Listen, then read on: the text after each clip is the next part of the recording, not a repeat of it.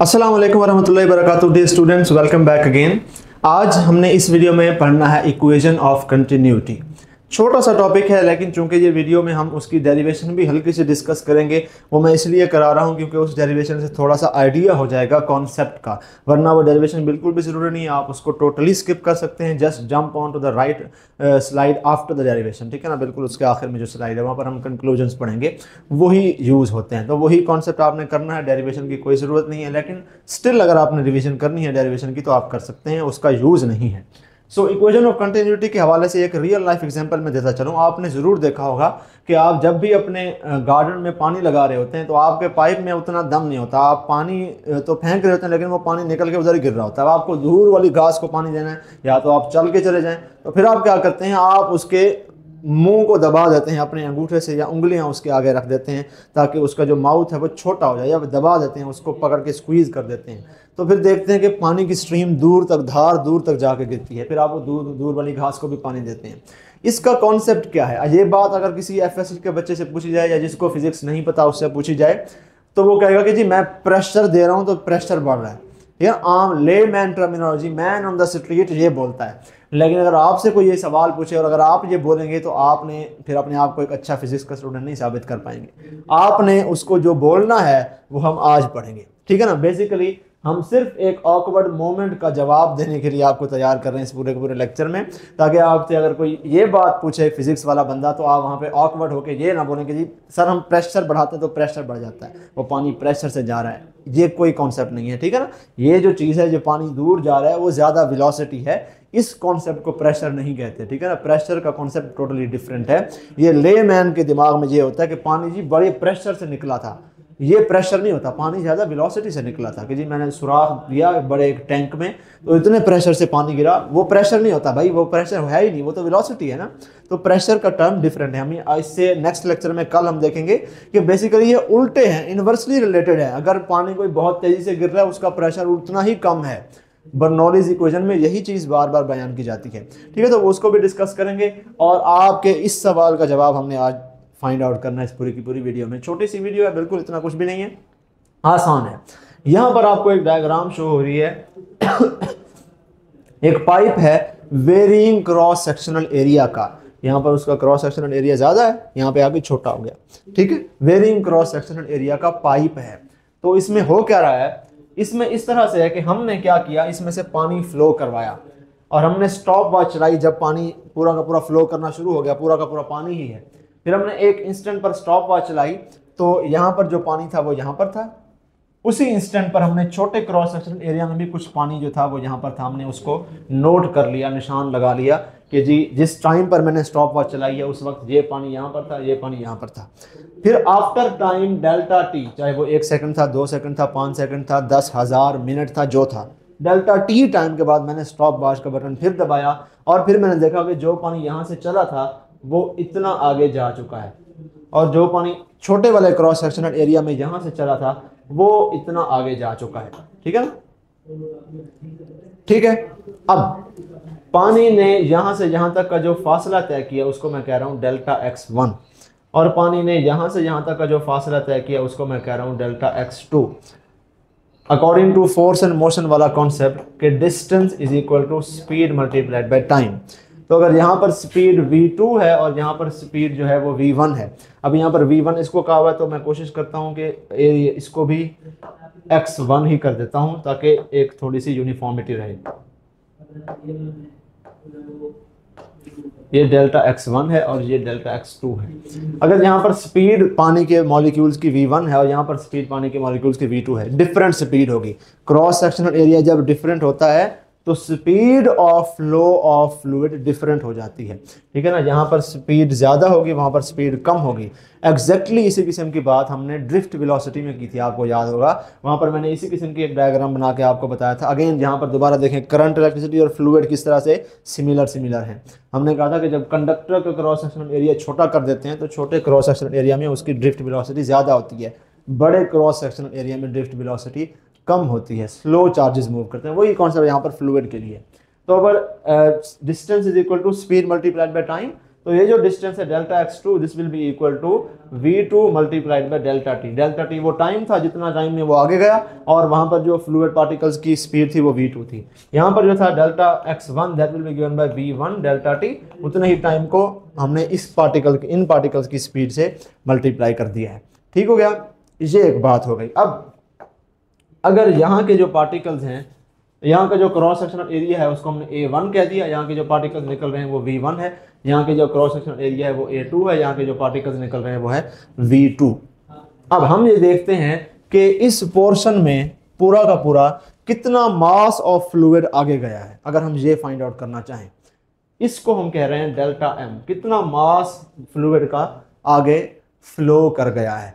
ठीक है, इसी तरह यहाँ पर भी है, हम ये जानना चाहते हैं कि कितना मास फ्लूइड का आगे फ्लो कर गया है। तो वहाँ पर जितना मास फ्लूइड का फ्लो किया है डेल्टा टी वाले टाइम पीरियड में, that is given by this equation.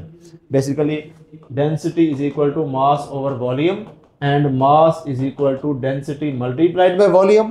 अब वॉल्यूम को फिर हमने डिफाइन करना है in terms of something else, density multiplied by volume, ये सारा का सारा इसका जो है वो वॉल्यूम है।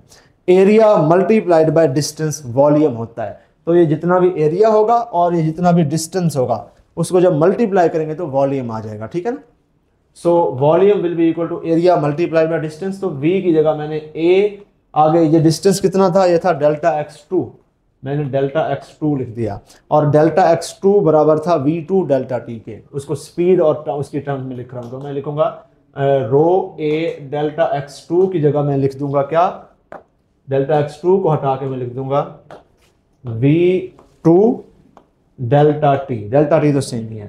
तो ये सारे का सारा जो एक्सप्रेशन है ये मुझे बताएगा कि कितना मास जो है वो इधर से इधर फ्लो कर गया है इन टाइम डेल्टा टी। ठीक है, तो इसको मैं कह रहा हूँ delta m, that is equal to rho density of the fluid, a1 a2 है बेसिकली, यहाँ पर तो मैं इसको a2 लिख रहा हूँ, v1 लिखा हुआ तो मैं इसको v2 लिख रहा हूँ डेल्टा टी। ठीक है ना, ये बेसिकली उसके ऑपोजिट लिखा हुआ तो हम उसको ठीक कर रहे हैं, रेक्टिफाई कर रहे हैं। तो मुझे उस एरिया के, उस रीजन के एरिया का पता होना चाहिए, वहाँ पर जो पार्टिकल्स की स्पीड थी वो पता होना चाहिए, उसको टाइम और डेंसिटी से मल्टीप्लाई करूँगा तो मुझे पता चल जाएगा कितना मास फ्लो किया है इस टाइम में। अब इधर कितना मास फ्लो किया होगा, एग्जैक्टली वही की वही इक्वेशन मैं यहाँ पर भी लगा दूंगा। यहाँ पर जितना मास फ्लो किया होगा that will be given by density multiplied bye a1, इसका जो एरिया है, v1 यहाँ के पार्टिकल्स की जो वेलोसिटी है, मल्टीप्लाइड बाय डेल्टा टी। ठीक है, अब लॉ ऑफ कंजर्वेशन ऑफ मास के मुताबिक 1 सेकंड में जितना पानी यहाँ से यहाँ आगे गया है, उसी 1 सेकंड में उतना ही मास पानी का इधर से उतना आगे जाना चाहिए। ठीक है, अगर फॉर एग्जांपल मैं कहता हूँ कि इस रीजन में 1 किलोग्राम मास जो है वो फ्लो किया था इस टाइम डेल्टा टी में, तो सारा का सारा बिल्कुल स्ट्रीम लाइन मोशन है। अगर 1 किलोग्राम आगे आया है तो यहाँ से भी 1 किलोग्राम आगे चला जाएगा, यहाँ से भी उतने टाइम में 1 किलोग्राम ही आगे जाएगा ना। ये लॉ ऑफ कंजर्वेशन ऑफ मास है। अगर मैं ये कहूँ कि जी यहाँ पर डेल्टा टाइम टी पीरियड में 1 किलोग्राम मास इन हुआ है, लेकिन उतने ही टाइम में यहाँ से 2 किलो बाहर निकल गया, तो बीच में 1 किलो किधर से आया, ये चीज़ तो लॉ ऑफ कंजर्वेशन ऑफ मास के खिलाफ हो जाएगी ना। तो लॉ ऑफ कंजर्वेशन ऑफ मास मैंने यहाँ पर लगाया और उससे मुझे अंदाजा हुआ कि यहाँ पर जो डेल्टा एम था वो इस वाले डेल्टा एम के बराबर था, इसीलिए मैंने इसको डेल्टा m1 और डेल्टा m2 नहीं लिखा, सेम लिखा है। तो जितना मास यहाँ पर है फ्लो किया है, उतना ही मास उतने ही टाइम में यहाँ पर भी फ्लो किया है। सो इन दोनों इक्वेशंस को हम बराबर कर सकते हैं, और हम बराबर इस तरह से करेंगे। हमने रो a1 डेल्टा v1 at और रो a2 v1 डेल्टा t को बराबर कर दिया, और हमने रो से रो काट दिया, डेल्टा टी से डेल्टा टी काट दिया। बाकी ये वाले वेरिएबल्स a1 v2, a1 और a2 नहीं कर सकते, डिफरेंट है, एरिया डिफरेंट है और v1 v2 भी डिफरेंट है। सो ये हमारी जो इक्वेशन बनी है ये हमें बता रही है कि a1 v1 is equal to a2 v2, यानी कि यहाँ के एरिया को यहाँ की वेलोसिटी से मल्टीप्लाई करें और यहाँ के एरिया को यहाँ के पार्टिकल्स की वेलोसिटी से मल्टीप्लाई करें, दोनों का जवाब सेम आएगा। अगर आपको याद हो, हमने लास्ट लेक्चर में fluid flow was given by AV ये फार्मूला पढ़ा था।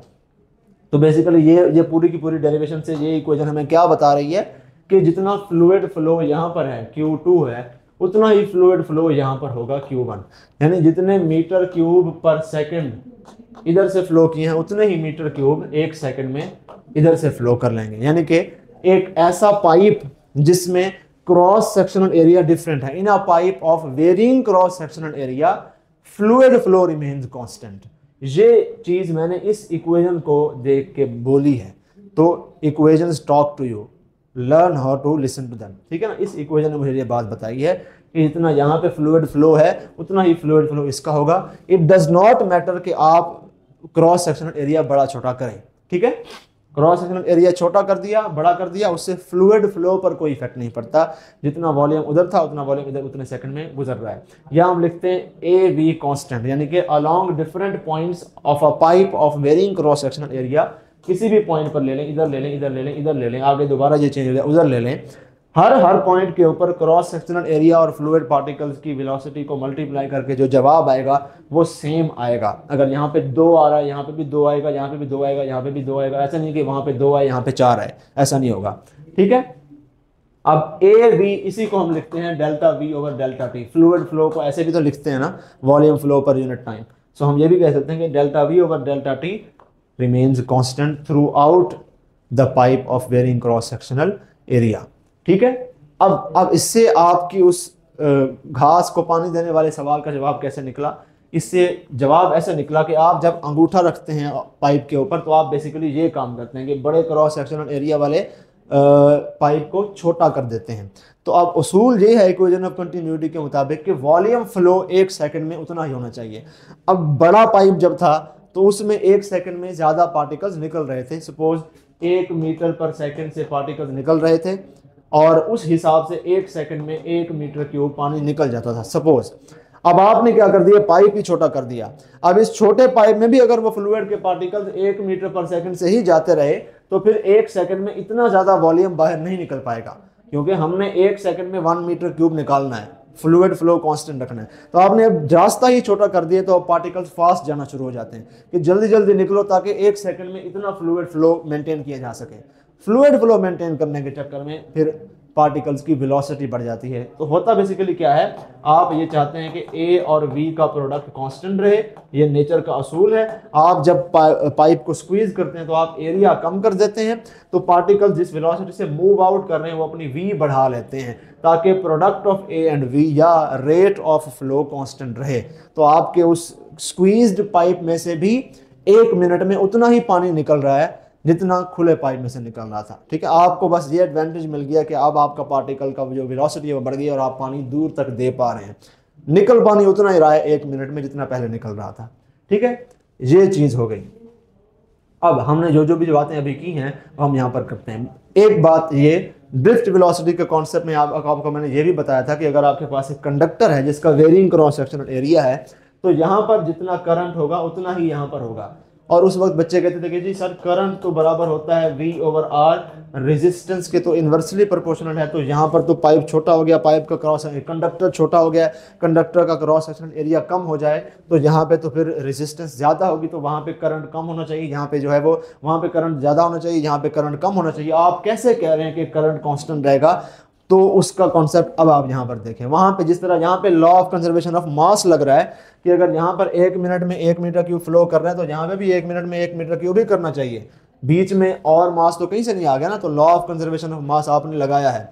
उसमें law of conservation of charge था कि यहाँ पर अगर 1 कूलम पर सेकंड का करंट है तो छोटे क्रॉस सेक्शनल एरिया वाले कंडक्टर में भी 1 कूलम पर सेकंड ही होना चाहिए। बीच में कहीं से अगर यहाँ पर 2 कूलम पर सेकंड निकल रहा है वहां से 1 कूलम पर सेकंड रहे तो बीच में 1 कूलम किधर से आया? तो law of conservation of charge वहां पे वायलेट होता था। ठीक है, तो वहां पे यही बात हमने की थी कि छोटे cross sectional area of conductor में ड्रिफ्ट वेलोसिटी बढ़ जाती है, वहां पे ड्रिफ्ट वेलोसिटी कम है, लेकिन इधर और इधर करंट सेम रहता है because law of conservation of charge है। वही कॉन्सेप्ट अब यहाँ पर इस तरह से लग रहा है कि बड़े और छोटे क्रॉस सेक्शनल एरिया में वेलोसिटी ऑफ पार्टिकल्स का डिफरेंस होता है, लेकिन इधर और इधर जो है फ्लूइड फ्लो सेम ही है। अब यही बातें हमने समराइज कर दी हैं। पहली चीज कि flow rate of an ideal fluid is constant throughout the pipe irrespective of its varying cross sectional area.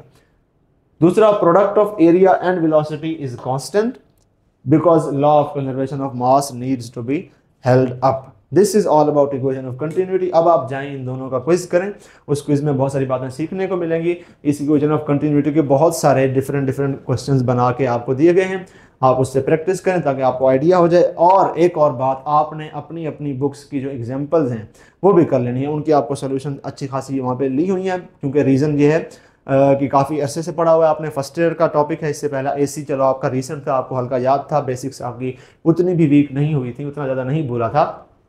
ये भूल गया होगा। तो इसकी एग्जांपल्स भी कर लेनी है आपकी बुक में, जो अपनी जो भी बुक है पीटीबी या एफटीबी वाले एग्जांपल्स भी कर लीजिएगा, वो भी अच्छी हैं। थोड़ी सी आपकी वहाँ से रिवीजन हो जाएगी। फिर एमडी कैट टाइप के क्वेश्चन अगर आपको करने हैं फिर आप इधर आ जाइएगा। ऑलमोस्ट सिमिलर ही होंगे, इतना ज़्यादा मुश्किल नहीं होंगे। इक्वेशन ऑफ कंटिन्यूटी बेसिक है। कल से हम इंशाल्लाह देखेंगे बर्नौलीज थ्योरम, टॉरसिटीज थ्योरम, और परसों आई गेस मैं इसको कंप्लीट करने का इरादा रखता हूँ। परसों तक आपका चैप्टर कंप्लीट हो जाएगा। ठीक हो गया? तो मिलते हैं अगले लेक्चर में, तब तक के लिए अल्लाह हाफिज़। अल्लाह आपको कामयाब करे, मेहनत कीजिए, हिम्मत कीजिए, मेरे लिए भी दुआ कीजिए, मैं भी आपके लिए दुआ करूँगा। खुदा हाफिज़।